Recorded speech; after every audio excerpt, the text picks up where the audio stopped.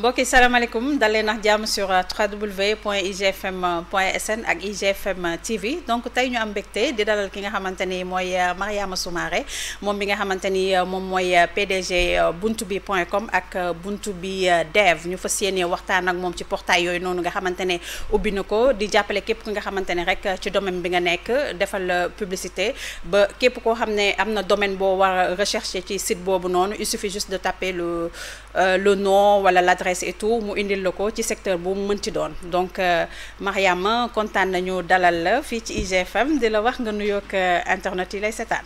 asalaamaaleykum Fatou Fama maa ngi lay remercier ci sa invitation bi ak accueil bu agréable bi nga ma defal vraiment très souriante di nuyu sa téléspectateurs yi di nuyu waa tout le groupe IGFM.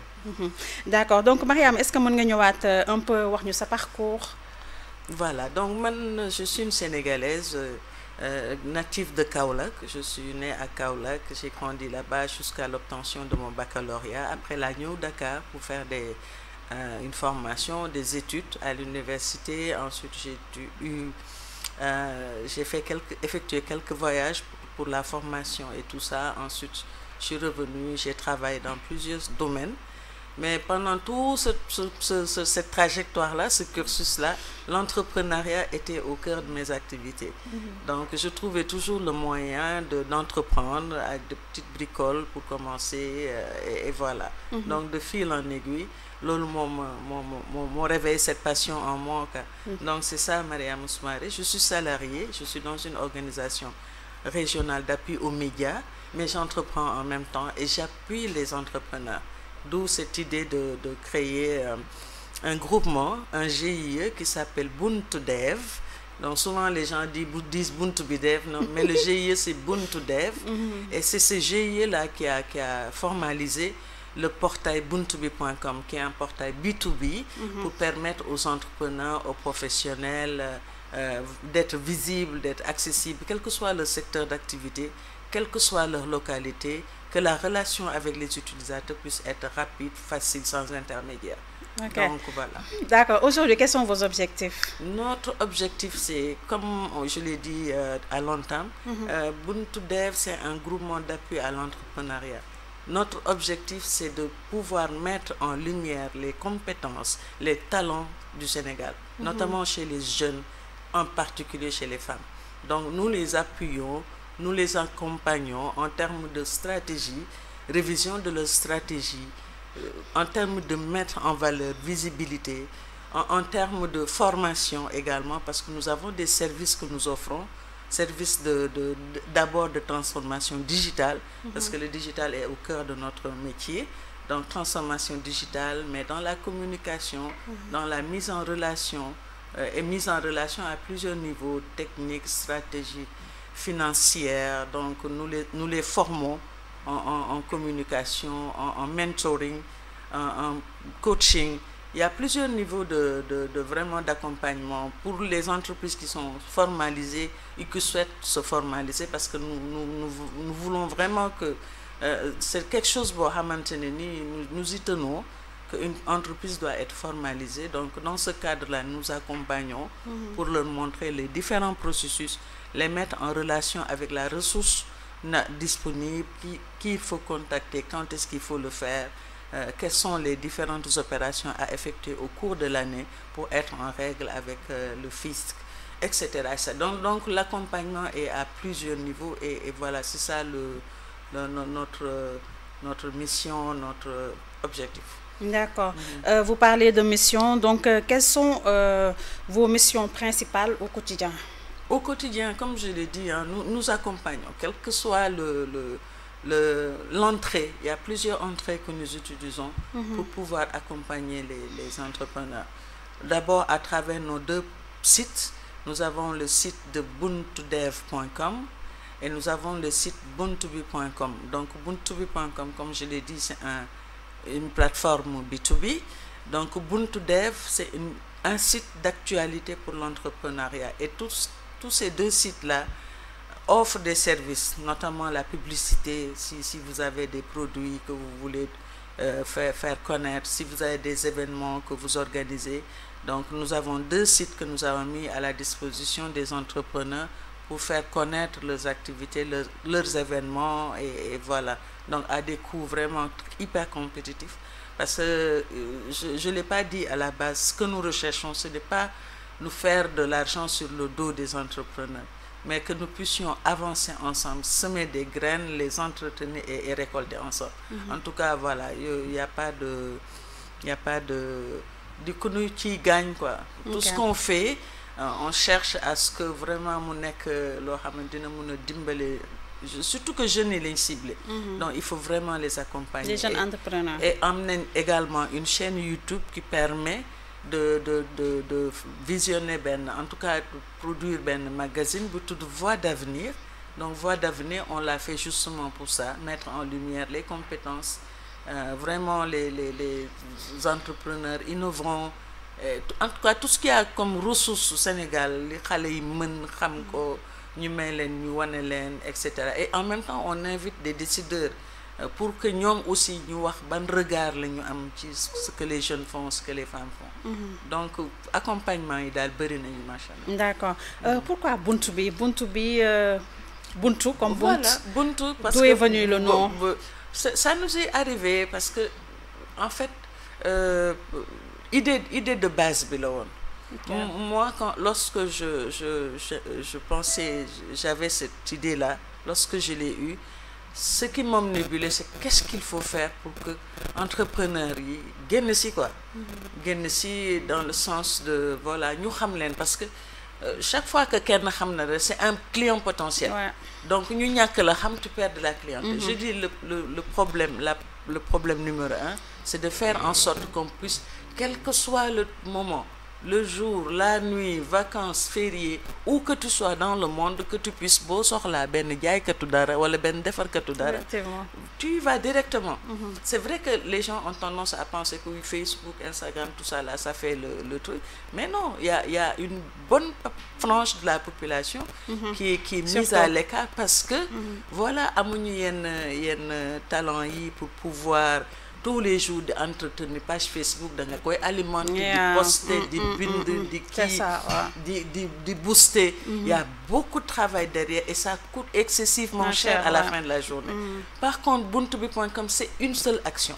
Da ngay ñëw nga inscrire yow femme foo munti toll ci àddina bi boo soxlaa Mariama boo xamante ne par exemple admettons couturière la wala nga soxla Charmel Dieng qui est actrice. Voilà da ngay dugg ci buntu bi nga xool tel type de métier la soxla bi localité laa ko soxla fût-il à Fonguelemi. Donc toutes les localités au Sénégal sont prises en charge. Et directement nga dem ci moom. Très pratique. Ba pare kooku di inscrire avantage bi ñu am par rapport aux autres c'est que kooku di inscrire il dispose d'un espace personnel boo xamante moom ay données dina koy mun di changer à temps réel, en temps réel. Tey ji da ngay gis dugal ci annuaire sur internet, vous voulez appeler dans une structure, on vous met un numéro, vous appelez, ça sonne dans le vide, ça ne sonne pas, on dit le numéro ne marche plus. Avec buntubi.com ça ne fonctionne pas comme ça. Yow chaque fois boo déménager am nga possibilité changer yow ci sa bopp sa adresse, changer yow ci sa bopp sa contact. Donc allah kulli xaal vous êtes joignable, accessible à tout temps. Donc il y a plein de choses et fiñ ci toll ni yem foofu rek, on est en train de travailler à lui redonner encore beaucoup d'ampleur, que ku inscrire mun a jël say lien Facebook, Instagram dugal ko ci, donc voilà une couverture intégrale. Ok. Voilà. Donc quelle est la vision de la stratégie commerciale que vous souhaiteriez influer dans votre domaine? Voilà. Dans un premier temps, on s'était dit lorsqu'on lançait ces initiatives-là, parce que comme je l'ai dit, voilà, on est presque dans le bénévolat, entre guillemets. Donc au départ, on s'est dit on propose des solutions gratuitement que les gens puissent utiliser gratuitement. Donc loolu moo war a buntu.com mun nga inscrire autant de fois que tu veux, autant d'entreprises que tu veux, for free, doo fay dara. Yow mi recherche aussi doo fay dara. Donc maintenant c'est une stratégie bi, comme je dis, elle est hybride. Donc am na ci ay volets yoo xamante ne on le fait gratuitement, mais il y a d'autres volets yoo xamante quand même, comme toute structure a besoin de ressources pour viabilité. Donc il faut entretenir, il y a des sites à entretenir, des abonnements à payer, etc. donc de la ressources humaines, parce que nous recrutons aussi. Là, récemment, on a recruté une jeune femme qui est web développeur. On en a recruté une autre qui est marketing com. Donc voilà, c'est des genres de choses. Il faut pouvoir les payer également. Donc du coup, il y a des services qui sont payants, notamment la publicité que nous avons ouvert. Donc j'appelle tout le monde si vous voulez faire la pub. Et puis il y a d'autres actions, des événements que nous organisons, et c'est l'occasion pour nous d'avoir un peu de rentrée, etc. etc. Ok, donc c'était la question, puisque vous faites du bénévolat, comment vous gagnez de l'argent à travers ce portail? Voilà, c'est ce que je viens de dire. Voilà, donc là, à partir de cette année 2000, on l'a commencé depuis l'année de mi-2024. Donc on a fait on a eu des partenaires tels que l'USAID Entrepreneuriat et Investissement. Ils nous ont confié un travail qu'on a fait. J'ai eu également un contrat avec un jeune qui a une plateforme dans l'immobilier. Donc lui aussi, on a travaillé ensemble, ça nous a fait des rentrées. On a organisé en fin 2024 un forum anniversaire. Donc là, on a eu des partenaires. Pendant le forum, il y avait une petite exposition, mini-exposition, donc c'est des stands qu'on vendait, etc. Donc c'est ce genre de mécanisme qui nous permet de gagner un peu d'argent. Mais ça va aller crescendo. Cette année-ci, par exemple, voilà, nous avons des services bien définis et on va essayer de travailler avec ces jeunes-là dont je parlais tout de suite, qu'on a recrutés pour leur permettre d'aller faire du démarchage, aller chercher de la clientèle pour Ubuntu-Bi et Ubuntu-Dev. Ok. Et aujourd'hui, quel bilan vous en-tirez-vous? Alors, positif à tous égards. Hein. Vraiment, moi, je suis satisfaite du parcours accompli. Parce que, comme je l'ai dit au départ, moi, ce qui m'omnibulait, c'est aider, c'est trop fort, mais en tout cas, venir en appoint, venir apporter ma pierre à l'édifice. Et chemin faisant, quand je me retourne, mais voilà, j'ai de quoi être fière parce que am na ñu bëri ñoo xamante ne ni wax fa dëgg yàlla bunge naa leen mu bëri mu tuuti mu yàgg mu gudd quand même am na ñoo xamante ne ni daal yàlla dimbale na ma jaaree nañ ci Ubuntu-Dev am ay ouverture yoo xamante ne nii voilà, je m'en félicite et di leen ñaanal ñu gën a yokk ñooñu ñëpp voilà. Donc, quels sont vos projets pour développer ce réseau? Alors, notre projet, comme je l'ai dit, là, on va d'abord pour les plateformes, le site de Ubuntu-Dev. On est en train de travailler, c'est pour ça qu'on a recruté un web développeur, parce que nous avons une équipe technique qui est basée en France et qu'eux aussi sont des salariés. Souvent, ils ont des contraintes de temps pour pouvoir travailler 24 heures sur 24 sur ça. Donc, du coup, on a recruté une jeune femme très, très compétente. Je lui fais un coucou au passage, Soubéré Aïdara. Donc, on l'a recrutée et c'est elle qui va être l'interface entre l'équipe technique qui est en France et ici pour pouvoir maintenant refondre ce site-là de ubuntudev.com.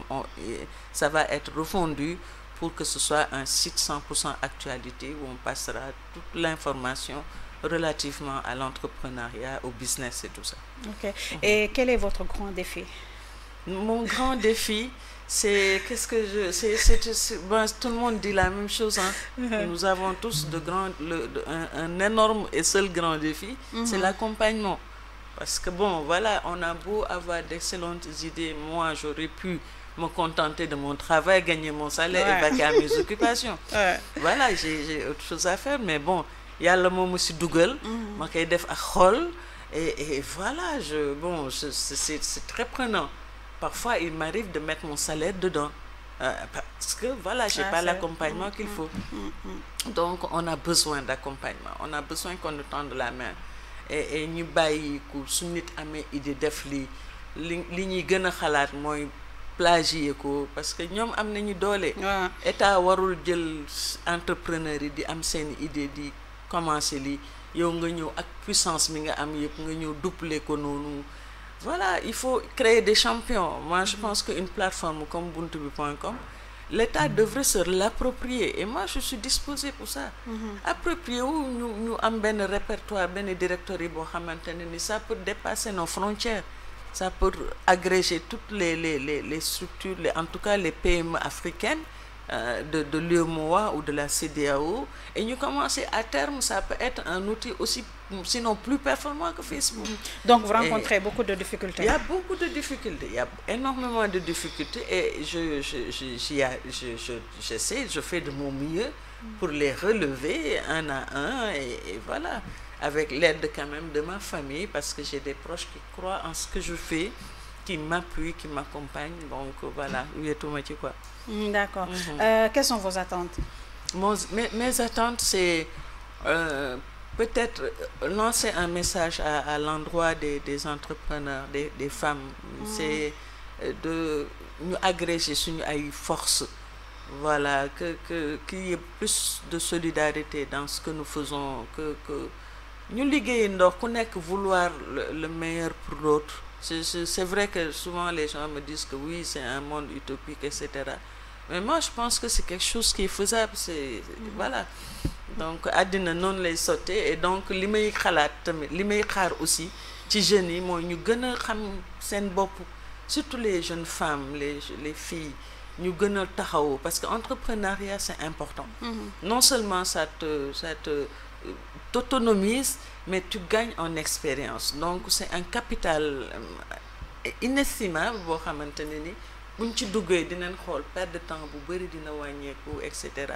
Et nous sommes là pour ça. Nous tendons la main ku ci am bugg a entreprendre, même boo commencé gul idée bu ndaw boo ko amee ñëwal seet suñu, approchez-vous de nous. On va vous montrer le chemin, on va vous accompagner. Boole leen ak ñi leen war a booleel ngeen avancer. Ok. Voilà. Et aujourd'hui, quelle est votre plus grande fierté? Ma plus grande fierté, man nag bon. Man nag talibé là. Bon, souvent j'ai vraiment du mal à dire man maa def lii. Mais votre philosophie alors? Voilà, ma philosophie c'est avancer rek quoi. Avancer. Bon, j'ai quand même, je suis très à cheval sur les valeurs. Man ragaluma ku ma mere tant que maa ngi ci dëgg rek. na ma population bi yëpp mere, mais bu ma xamee ne man maa ngi ci dëgg. Mais I don't care. Donc pour ça, j'ai cette force là, j'ai ce charisme en moi que pour déstabiliser ma c'est très compliqué. Mais du ma gis lu ma def. Voilà. Man daal nañ avancer nañ dem. Da nga positive. Voilà, lu ñëw rek comme mon grand frère. Je crois on a été élevé comme ça. C'est mon grand frère qui dit la poste. Yàlla moo ko jaarale ci ñun. Donc on est la poste, on fait passer et voilà, ñu noonu. D'accord. Donc quelles sont vos attentes? Mes attentes mooy voilà 2025 bii nii qu'on puisse, on est en train de faire en tout cas de chercher des contacts. Avec vraiment des gens ils sont dans l'accompagnement et tout ça là. Nos attentes, c'est qu'on puisse enfin obtenir ça, parce que ça fait 3 ans que je roule sur fonds propres.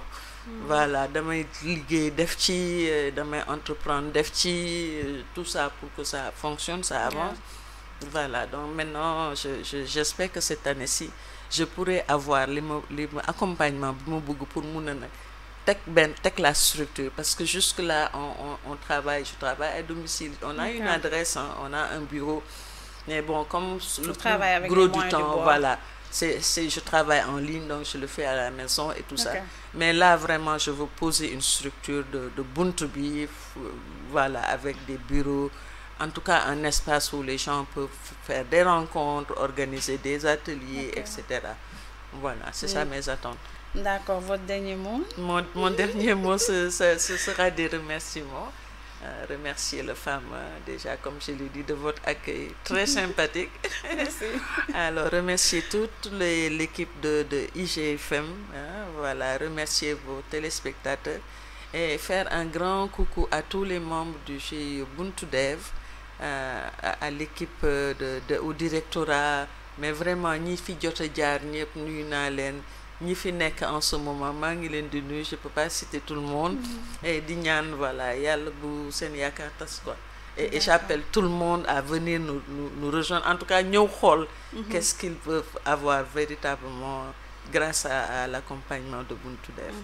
Merci aussi ci disponibilité bi. Merci Fama, merci à bientôt. Internet IGFM ñoo ngi leen di jaajëfal ñu ngi nekkoon nag ki nga xamante ni mooy Mariama Soumaré di leen jox dig daje ba beneen merci.